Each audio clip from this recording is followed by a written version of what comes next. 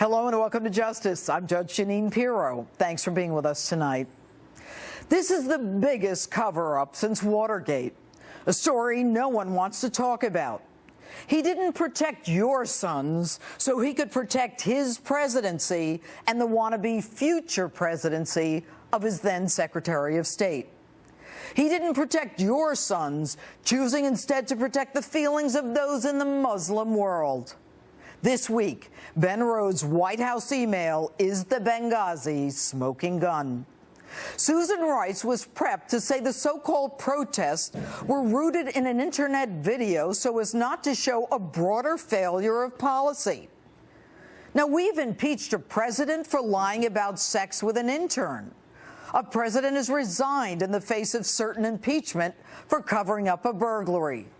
Why wouldn't we impeach this president for not protecting and defending Americans in the bloodbath known as Benghazi? Fact: an ambassador is sent to an insecure facility that doesn't comply with minimum standards in a designated danger zone. The CIA warns of numerous al-Qaeda training camps in Benghazi. Our ambassador sends repeated emails and emergency cables for more security. Fact: it was the anniversary of 9/11. Whistleblower Greg Hicks calls Washington to advise that Ambassador Stevens said that he and the Benghazi consulate were under attack. General Carter Ham tells Washington that our consulate is under siege and our ambassador may be a hostage.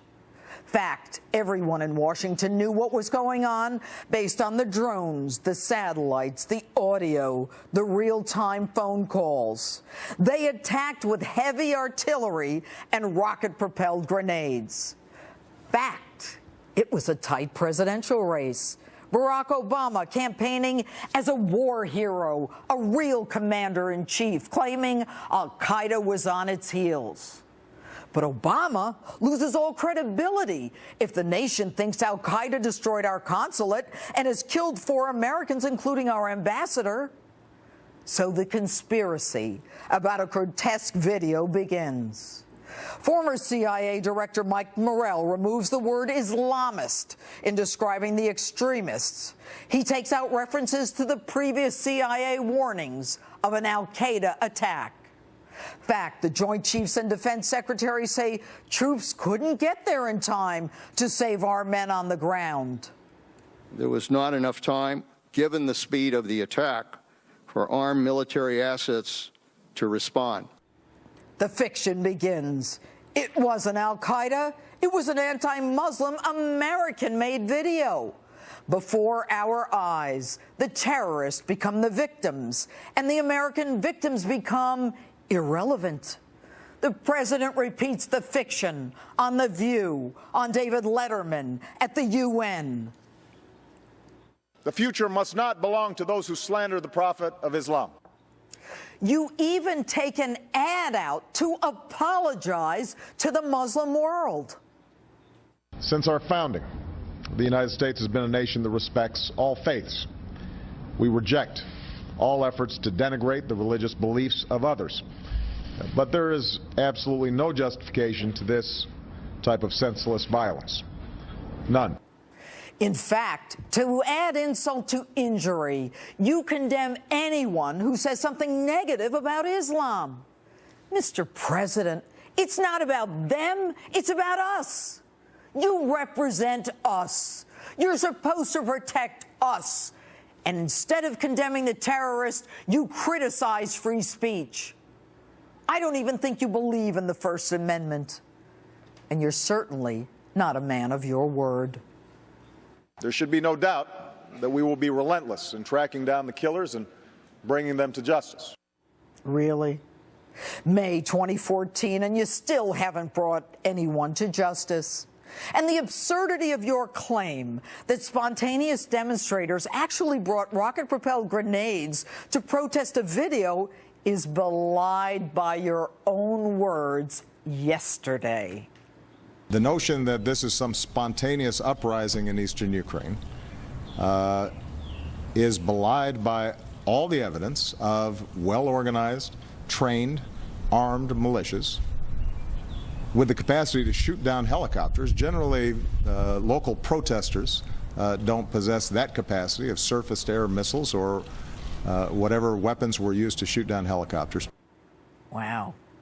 Here we are 20 months later, and it takes a judge's order to force the release of emails that the president wouldn't produce to an equal branch of government, there specifically to check and balance the president's office. And tonight, in an exclusive Justice interview, we find out that even those documents may have been tampered with. It appears that the conspiracy was so vast, the intent to obstruct the truth so uniform, that documents were withheld. The cover-up is classic. And the sad part is no one, including you, Mr. President, will tell us if you issued the cross-border authority to protect and defend Americans. Mr. President, it's called an abrogation of duty. You have not taken your oath to honestly and faithfully execute the duties of your office. As Commander-in-Chief, you have not protected us. This dereliction of duty as Commander-in-Chief demands your impeachment. Your cover-up was for political advantage. The promotion thereafter of virtually everyone involved in your conspiracy, and the stonewalling of Congress, the denying of access to key witnesses, all add up to a classic cover-up. And what's that? You were elected?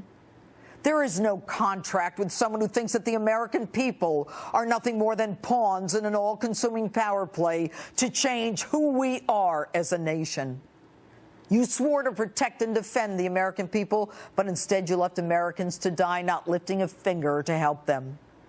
Mr. President, none of us want to believe that our president would let Americans die, but the arrogance, the failure to act, the lies, the cover-up make it clear that you, Mr. President, have defrauded the American people.